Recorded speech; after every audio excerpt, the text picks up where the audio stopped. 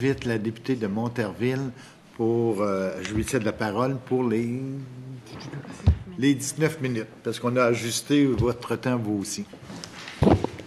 Pardon, merci beaucoup, Monsieur le Président. Je vais poursuivre dans l'envolée de la collègue. Il y a quelque chose qui me touche beaucoup, qui nous touche tous beaucoup, et c'est effectivement l'accueil de ces réfugiés syriens. On en a parlé en commission parlementaire. Ces Syriens qui ont fui la guerre, c'est extrêmement troublant. Et le Québec, c'est une terre d'accueil. J'en suis, nous en sommes tous. C'est extraordinaire vivre ici, au Québec et au Canada.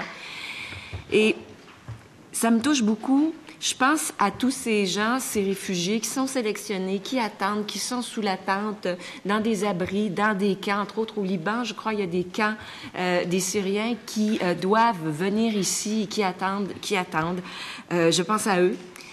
Et je pense aussi à toutes ces familles du Québec qui veulent les parrainer, parce que dans Monterville, il y a également de ces groupes qui sont formés dans Saint-Bruno, de Monterville, la Boucherville, les citoyens qui attendent de parrainer ces Syriens. Et vous savez, ces gens-là, ces gens de cœur, ils ont toute mon attention, mon admiration, et je les soutiens, les appuie dans leur démarche. C'est important que vous l'entendiez aussi, Madame la ministre, là. Je les appuie, je les soutiens et on attend ces réfugiés. J'avais même rencontré à mon bureau de circonscription un entrepreneur lui-même immigrant, qui était venu me voir, qui avait dit, Madame Roy, vous savez, moi, je viens d'un pays arabe, je suis ici, j'ai extrêmement bien réussi et je veux aider ces réfugiés syriens. Je veux engager 200 réfugiés. Mon entreprise est capable d'en prendre 200.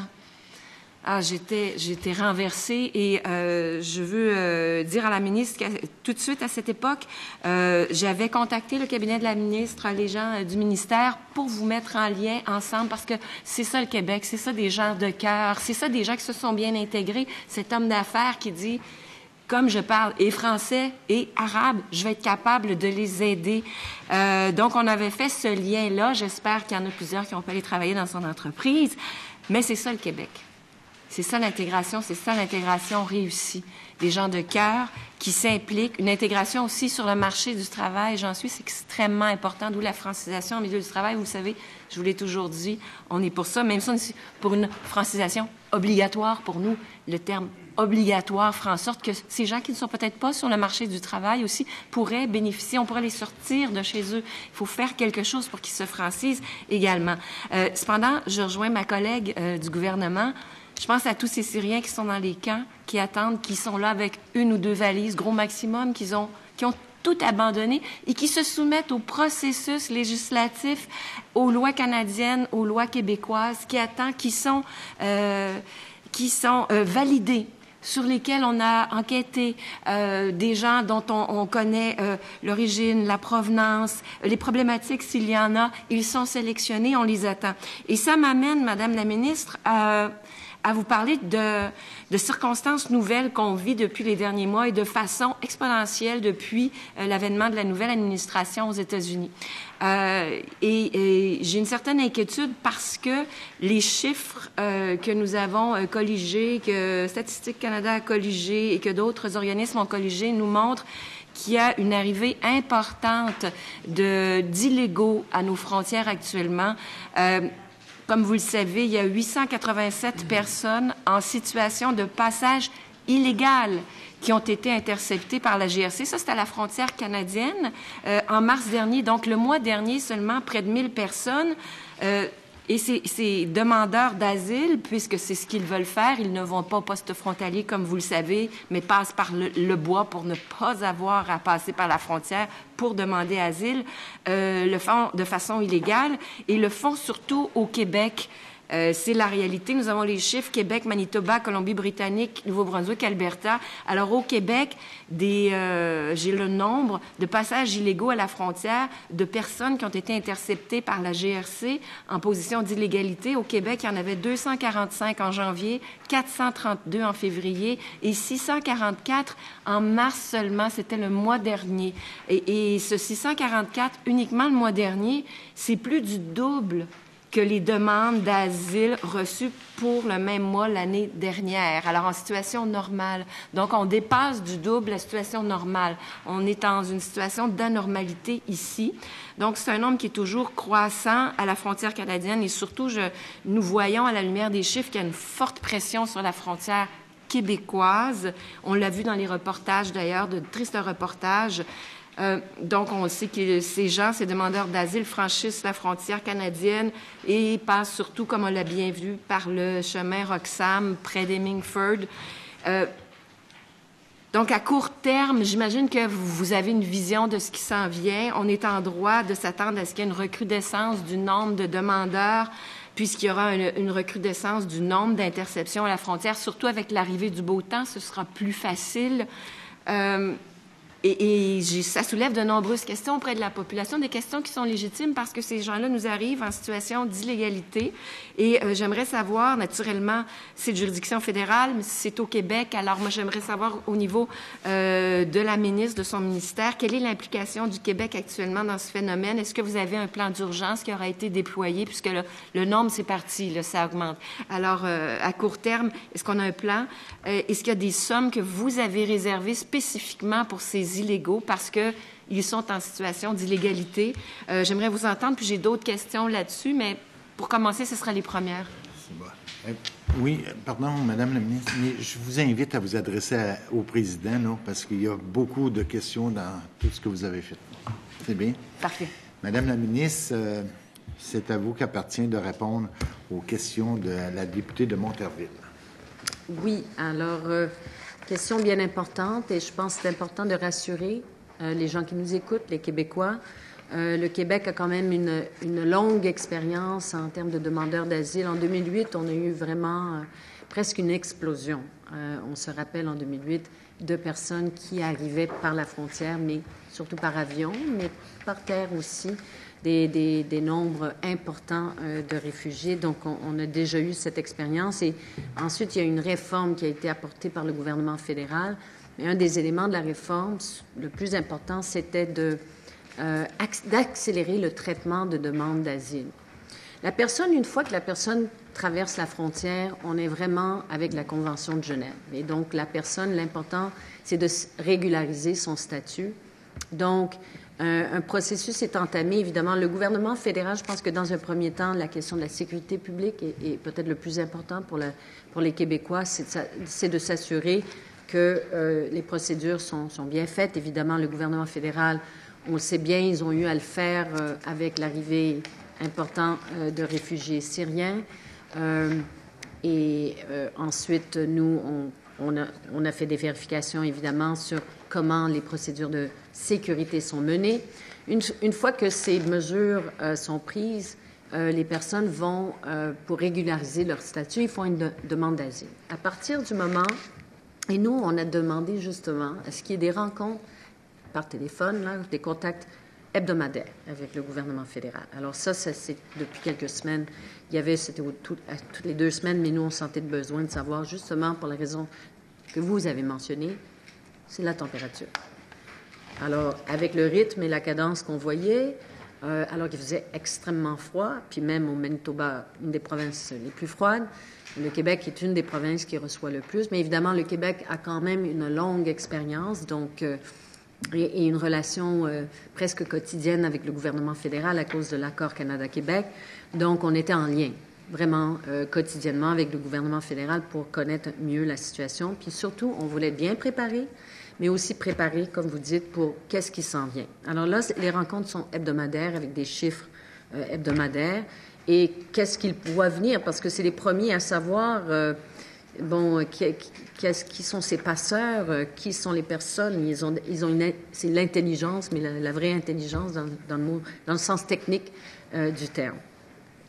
Donc, une fois que le statut est régularisé, le délai est vraiment très rapide. Là, je pense qu'on est 2 mois.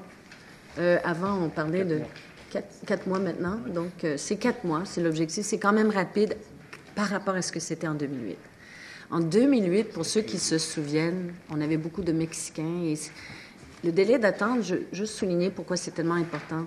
C'est les enfants dans les écoles, c'est des amitiés qui s'établissent, c'est des gens qui deviennent attachés. La personne devient presque un Québécois, la personne veut rester. Et si cette personne est déboutée dans sa demande, c'est déchirant. Alors, je pense qu'il n'y a personne qui voulait revivre ce moment-là, donc c'est important que ça soit accéléré. Le taux de rétention, il est entre 60 et 80 %, c'est-à-dire de succès de ces demandes d'asile. Donc, ça veut dire que c'est vraiment des gens qui font une demande très légitime par rapport à cette demande d'asile. Alors, juste vous dire les services auxquels ils ont droit en tant que demandeurs d'asile. Donc, l'hébergement temporaire d'urgence et l'aide à la recherche de logement, l'aide de dernier recours, donc l'aide sociale s'ils sont démunis, l'école gratuite pour les enfants jusqu'à la fin du secondaire, l'aide juridique pour la préparation du dossier et la représentation devant les tribunaux, les cours de français gratuits pour les adultes. Les soins de santé pour les demandeurs d'asile sont couverts par le gouvernement fédéral via le programme fédéral de santé intérimaire. Et les demandeurs d'asile peuvent aussi demander et obtenir un permis de travail et occuper un emploi au Québec. Et ce permis est accordé très rapidement car beaucoup d'entre eux veulent travailler et réussissent à trouver un travail. Et donc, ils payent des impôts. Du coup, qui sont employés, ils reçoivent un chèque et évidemment, ils commencent à contribuer donc à l'assiette fiscale. Pour la question de sécurité, je ne sais pas si ça vous intéresse, d'accord. Donc, les procédures de vérification de sécurité sont menées avec rigueur dès qu'elles sont interceptées à la frontière ou qui déposent une demande d'asile politique à l'intérieur du Canada. Le fédéral mène des vérifications approfondies sur l'identité et la sécurité de ces personnes avant de les remettre en liberté ou les amener en détention lorsque les résultats des vérifications ne sont pas satisfaisants. Pendant toutes les procédures, des vérifications ont lieu et des mesures sont prises pour assurer la sécurité de la population. Donc, ces échanges, nous les avons eus. Il n'y a pas eu de signalement de problématiques particulières. Les origines aussi, on a les origines des personnes, des pays d'où ils proviennent. Bon, il y a le Soudan, Turquie, l'Érythrée, le Yémen, la Syrie, le Tchad, Azerbaïdjan, Djibouti, Éthiopie et Nigeria. Donc, évidemment, c'est des pays qui vivent des soubresauts épouvantables actuellement. Donc, j'invite la députée de Monterville à poursuivre. Merci pour vos réponses. Si je reviens, donc, ce nombre de personnes, vous nous dites entre 60 et 80 % il y a un taux de rétention, mais peut-être entre 20 et 40 % que ça ne fonctionne pas. Donc, depuis janvier à aujourd'hui, 1321 personnes en situation d'illégalité. Ça prend à peu près 4 mois rétablir le statut, définir le statut. Ma question était, soit pour le plan d'urgence, je comprends que vous avez un plan qui est déployé, mais est-ce qu'il y a des sommes qui sont actuellement réservées à votre ministère ou est-ce qu'Ottawa vous envoie des sommes supplémentaires parce que ces illégaux-là, ça ne fait pas partie du plan d'accueil des réfugiés de tous ces Syriens qu'on attend là, de façon, déjà avec les vérifications toutes faites et qui sont à l'étranger. C'est vraiment les illégaux qui arrivent ici. Est-ce qu'il y a des sommes particulières qui leur sont dédiées? Et est-ce qu'il y a des effectifs, par exemple, parce qu'un coup qui sont ici au Québec, vous nous parlez d'écoles, de services, etc., mais il faut les loger. Est-ce qu'on a les infrastructures nécessaires pour les accueillir? 1321 personnes. A-t-on les infrastructures? A-t-on le personnel? A-t-on à augmenter les effectifs, par exemple, de sécurité? Je comprends que les frontières, c'est de la compétence fédérale, mais ici, une fois qu'ils sont ici... Merci pour la question. D'ailleurs, j'ai oublié de remercier la députée pour ses commentaires d'introduction qui m'ont beaucoup émue. Personnellement, parce que c'est l'affaire de tout le monde. L'accueil dans ce cas-là, c'était les réfugiés syriens, mais tous les réfugiés. Donc, c'est encourageant de voir à quel point tous les députés ont un rôle à jouer et c'est comme ça qu'on réussit justement ce magnifique projet. Je pense, dans un premier temps, je vais vous répondre que on a réactivé un comité, j'ai oublié de le mentionner. On a réactivé un comité composé des ministères de la Sécurité publique, de l'Éducation, de l'Emploi et de la Solidarité sociale et de la Santé des services sociaux afin d'analyser l'impact de cette situation sur les services offerts aux demandeurs d'asile. Moi, j'avais demandé ça dès qu'on avait les premières informations que le volume était en augmentation, un phénomène vraiment inhabituel. Et donc, ce comité, pour l'instant, fait une veille quotidienne de la situation. Dans toutes les provinces, non, il n'y a pas de budget additionnel qui sont accordés par le gouvernement fédéral parce que d'autres provinces, la Colombie-Britannique, le Manitoba, le Québec, il faut savoir qu'il y a beaucoup de gens qui transitent par le Québec qui s'en vont en Ontario après. Donc, c'est pour ça que le budget santé, qui est le plus important, est assumé par le gouvernement fédéral. Pour l'instant, il y a un organisme qui s'appelle PRIDA, d'ailleurs, que j'ai rencontré tout récemment, la semaine dernière, qui m'ont parlé beaucoup. C'est les premiers à le sentir sur le terrain, donc ce volume. Ils ont dit oui, en effet, il y a un volume plus important. Ils n'étaient pas inquiets par rapport à la capacité du Québec pour l'instant, mais on le suit. Honnêtement, je pose des questions à chaque semaine pour voir quels sont les chiffres cette semaine. Avez-vous des inquiétudes? Sommes-nous capables d'assumer? Pour l'instant, ce comité représenté, donc avec les participants de tous les gros ministères qui ont vraiment le rôle le plus important, il n'y a pas d'inquiétude pour l'instant. Mais je me rappelle bien de l'époque 2008.